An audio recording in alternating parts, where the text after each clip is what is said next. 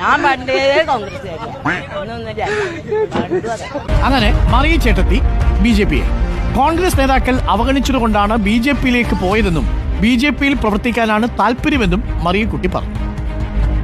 ചന്ദ്രശേഖർ ഷാളടിഞ്ഞു, അതുപോലെ തന്നെ പൂ തന്ന് സ്വീകരിച്ചു, മെമ്പർഷിപ്പ് എടുത്തു എന്നാണ് പറയുന്നത്. BJP ചേർന്നു, സ്വീകരിച്ചു.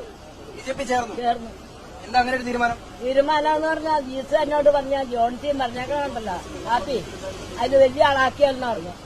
അവന്റെ വലിയ ആളെ ഞാനും ആകണില്ല. ഈ KPCC ഒരു വീടൊക്കെ നിർമ്മിച്ചു തന്നായിരുന്നല്ലോ. അത് ഞാൻ തക്കാത്തിലൊന്നുമില്ല, ഒന്നാന്തരട്ട് അധ്വാനിച്ചതാ. മറിയ ചേട്ടത്തിയുടെ ഒരു മാറ്റമേ. ഇനി മറിയക്കുട്ടിയുടെ പഴയ ഒരു പ്രതികരണം കൂടി പ്രേക്ഷകർക്കൊന്ന് കാണാം.